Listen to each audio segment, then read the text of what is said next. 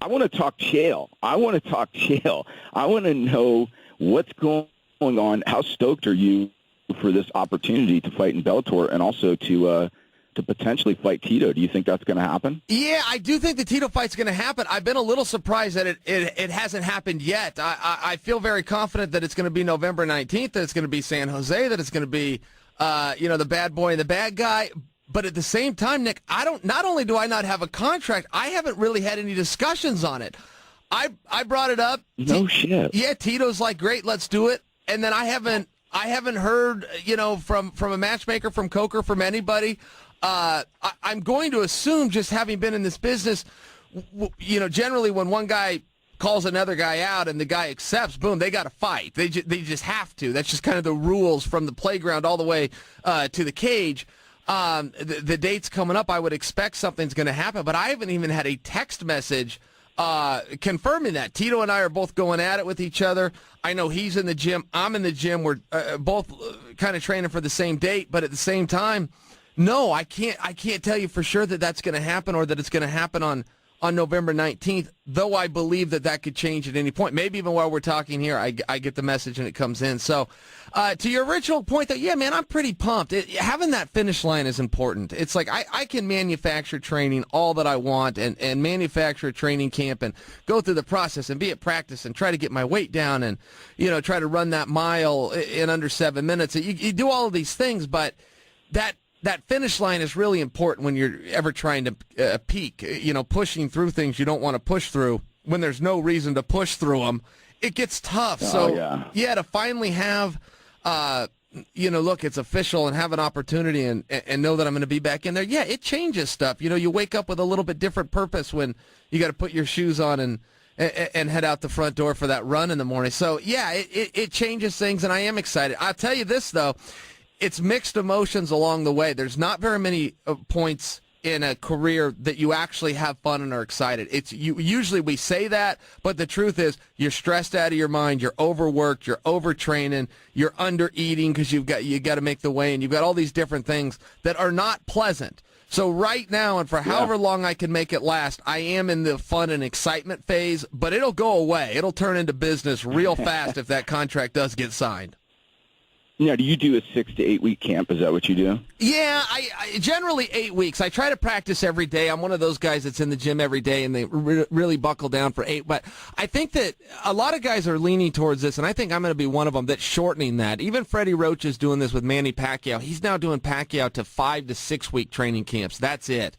Because he said that he was training him for 8 to 10 weeks and that he was seeing some of Manny's best work in the gym, and then 3 weeks later is the fight, and even though Manny was winning and world champ and superstar, Freddie Roach maintains that that's not the best Manny. The best Manny was left at the wild card gym, so he started shortening those camps. And so they're peaking too early, huh? They were peaking a little bit too early, and I think that for a lot of guys that 8 to 12 weeks is probably the sweet spot number, but those guys also take time off. They have their fight and they don't go back in the gym. I'm on the other side of it where, I'm not working as hard maybe, but I am in the gym every day. So to peak and get in that great shape, I think I could do a little bit shorter time.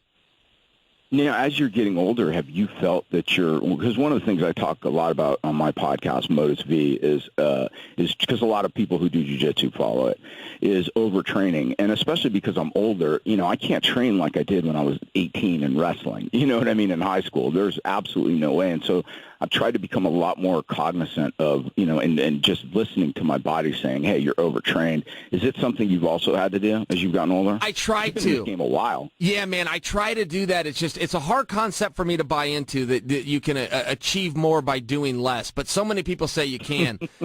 We just got done with the Olympics, and the Russians come in and clean house every year. It's us versus the Russians. China always takes the Olympics real serious.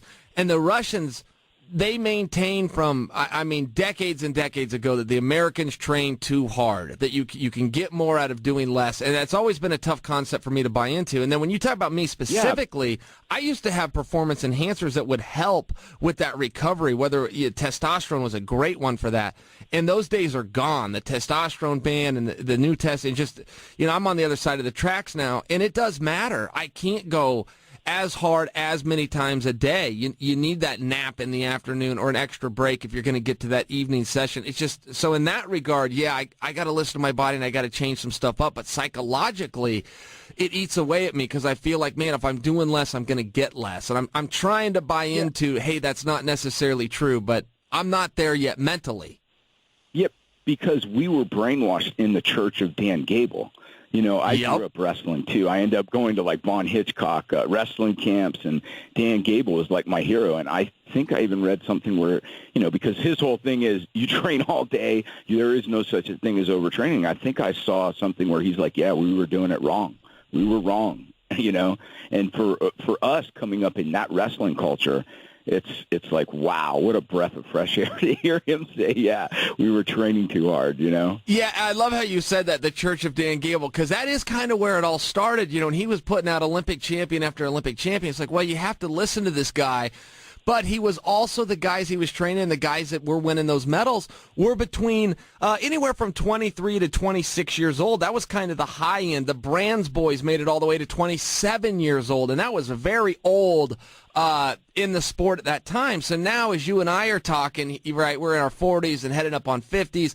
Yeah, it does change, and you need to listen to a little bit of that. And we don't need quite as much time in the practice room because we kind of got our techniques down, but it is a matter of refining it. And I have a trainer, Clayton Hires, and he is also, he's a military guy. He's an old school boxing guy. In fact, he fought and beat Floyd Mayweather Sr. Floyd Sr. only lost 4 fights ever. One of them was to Clayton. So he's this old school guy, and he is used to training the teenagers into those early 20s. And now he works with me, works with Uriah Hall and some other guys, and he's starting to see, well, you know, I can't torture these guys the same way that I could, you know, when they were in their teens. And it is a reality. You want to get that same effort in and that same hard push in, but at the same time, you got to cut down on those minutes. And it's just tough for me to buy into, but I'm trying. Yeah. Now, as far as performance-enhancing substances, do you think that helped you more physically or more mentally, or is it both at the same time? Because I've heard that the aggression and just the focus that you can get in training is one of the things that helps.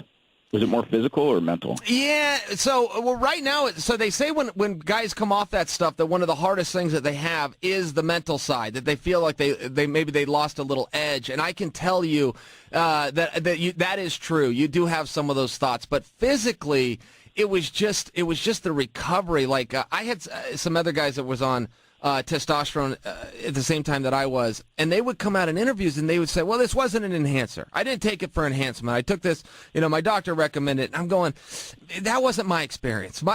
It really did enhance me. And I'll just tell you this right out of the gate. Life enhancer with my experience with testosterone, which I will go back to someday. I just can't do it while fighting. You can't mix the two. But it was an energy. I had more energy, Nick. If I was to go to bed and have no alarm clock, I was on vacation, no responsibility, I could pull off 10 hours. I could do 10 hours before I got out of bed. When I was taking testosterone, I could do 6.5. That was all I could do. Whether the alarm clock went off or not, I could not. Yeah, and so, you know, when you talk about getting an extra 3.5 hours into your day on a day off, that's an enhancer. Your whole life's going to be better. You get 3.5 extra hours to go and do whatever it is, whether you got a grocery shop, social life, watch extra TV shows, you're just happier all around. So physically, you know, I love the medicine, and it was really great, but you just can't blend the two. It's as simple as that, man.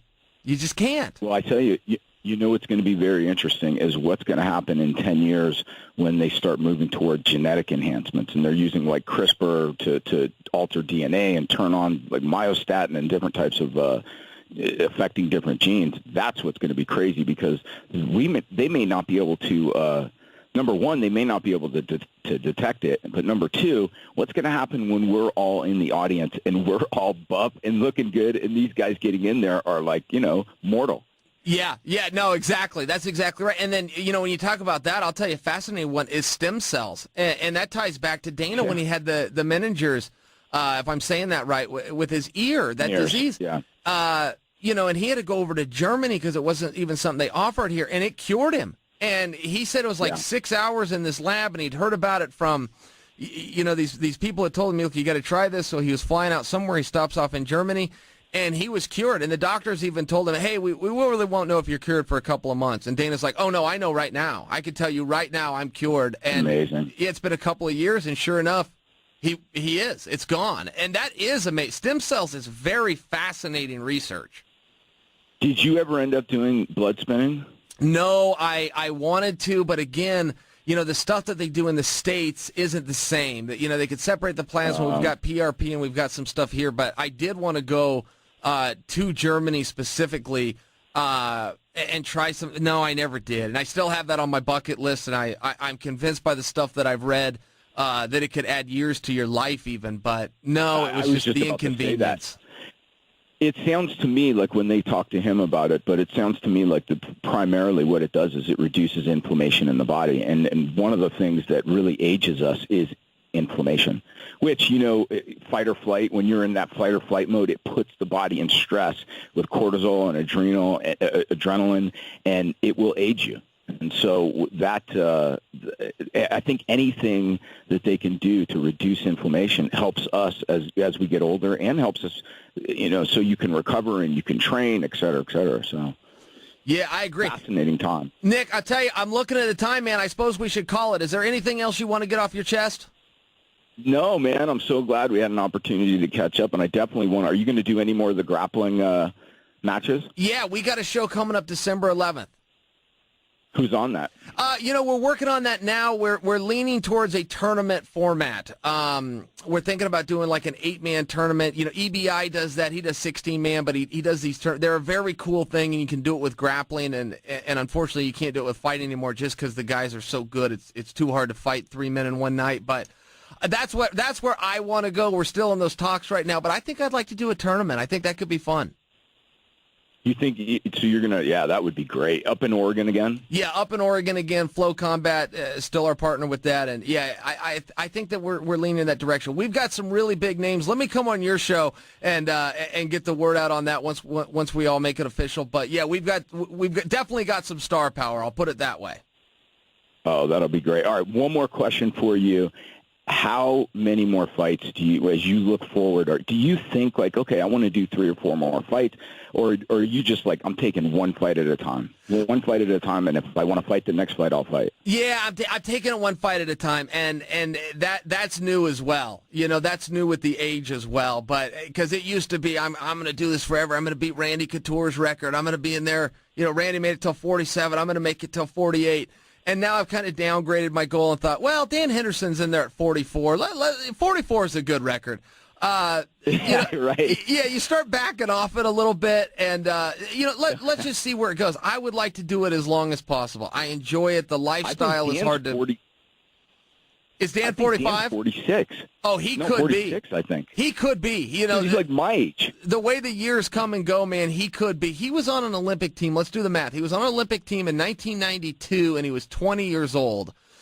So whatever that would make him now is what I think 44. If not, he's going on 45. Okay. He's got a birthday coming up. But, hey, he could win that fight. I'll tell you right now, he could win that fight. Because Bisping can say he doesn't all he wants, but the bottom line is he's got some psychological deficits to overcome. When you have a loss like that, you do not forget it, and it doesn't matter how many years you put in between it. I had an ass kicking from a guy named Les Gutchess when I was 21 years old, half of my life ago, and I have never forgot it. Wow. That's interesting. Yeah. That is really interesting. And I don't want any part of Les to this day. And if you went and asked Les, he probably goes, well, I don't want any part of Chael. I've been out of this for a while, but I don't want any part. I will concede it right now because I still have those memories. Oh, that's awesome. They would have arrested this guy. Nick, they would have arrested this guy if he did to me what he did to me anywhere but a wrestling room. If we were out on the street somewhere, they would have pulled up and put him in handcuffs and probably tased him. It was that bad of an ass-kicking, and he did it every single day at 3 o'clock. I had to keep walking through that door and take these beatings. And you just don't forget that stuff. And people that are listening to this, they know. It doesn't matter if it was on the playground when you were 8 years old, man. If somebody squared you up, you remember it forever.